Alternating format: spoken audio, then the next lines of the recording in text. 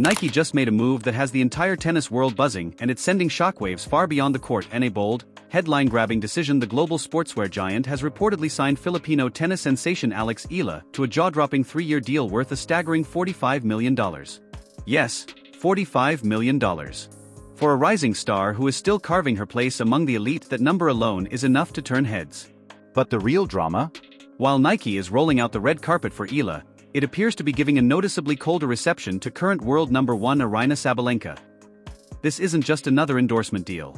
If reports are accurate, Nike isn't simply adding Eala to its roster, it's positioning her as the face of the brand in Southeast Asia. That's a massive strategic play.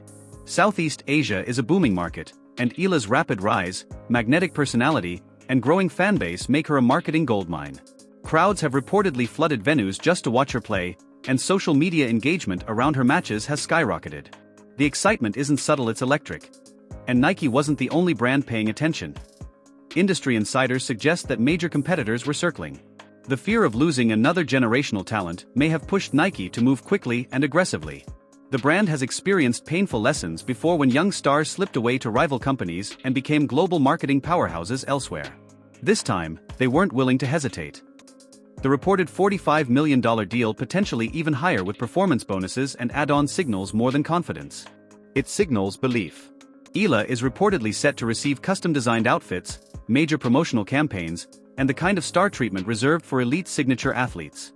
Nike appears to be betting that she isn't just the future of Philippine tennis, she's the future of tennis in Asia.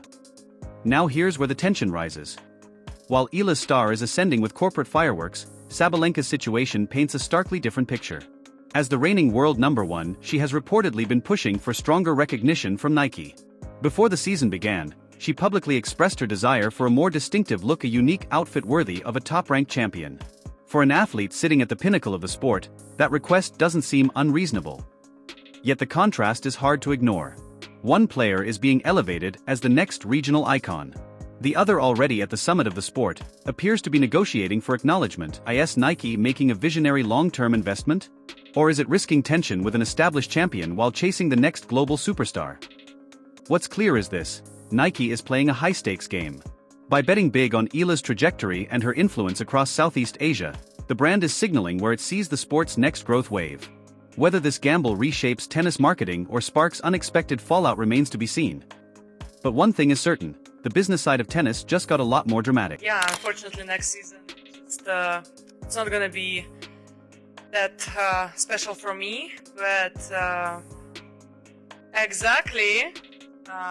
According to reports, Nike didn't hesitate with its response. They told Aryna Sabalenka no.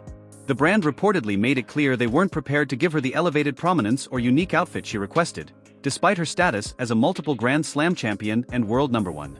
Yet when Alex Eala's popularity surged, Nike moved fast with a massive deal. The contrast speaks volumes. Tennis fans, once again, after Aryna Sabalenka said that she would not be getting any star treatment at the Slams next year. I'll discuss whether Aryna is truly being snubbed by the swoosh brand. Aryna Sabalenka has been loyal to Nike for years, winning major titles and reaching world number 1, yet the brand reportedly refused to meet her requests. Meanwhile, Alex Eala, undeniably talented but still building her resume, lands a reported $45 million deal and becomes Nike's regional face. To many, the contrast feels startling and hard to ignore. The headlines this season alone multiple times.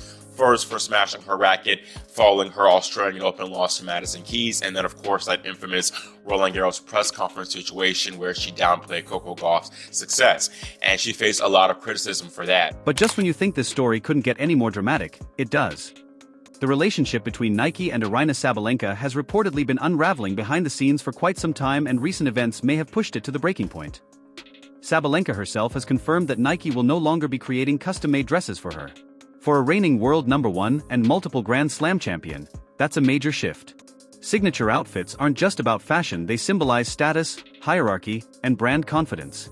They tell the world this athlete is one of our pillars. What makes this even more surprising is that Sabalenka has reportedly been trying to salvage the situation.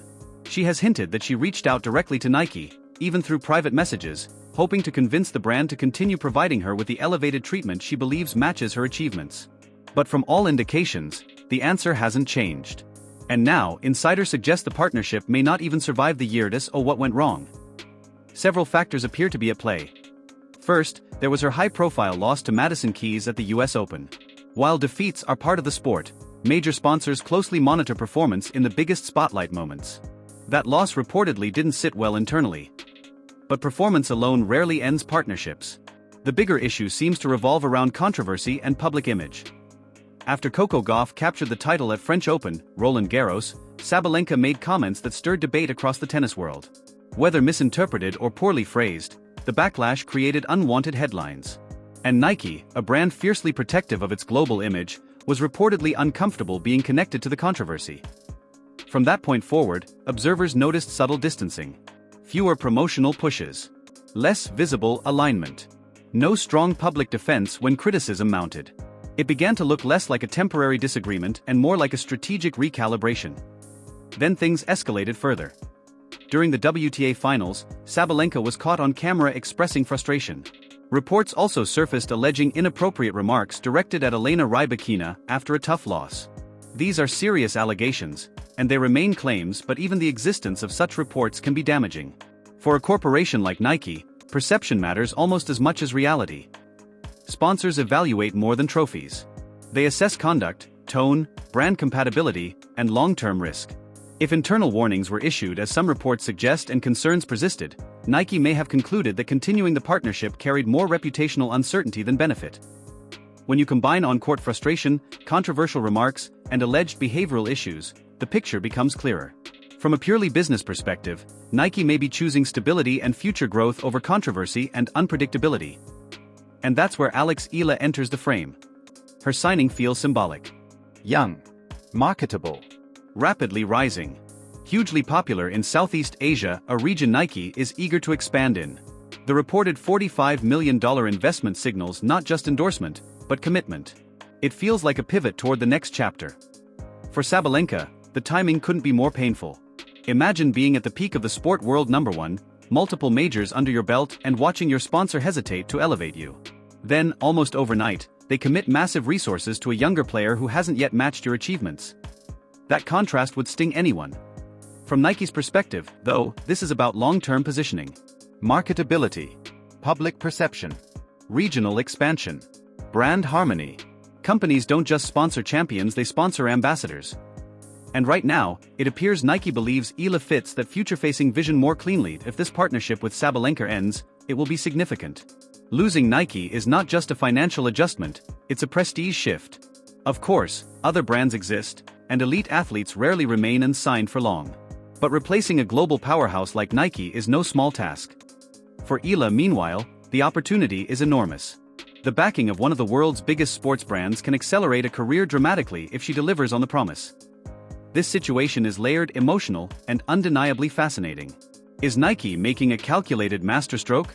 Or is it walking away from a proven champion too quickly?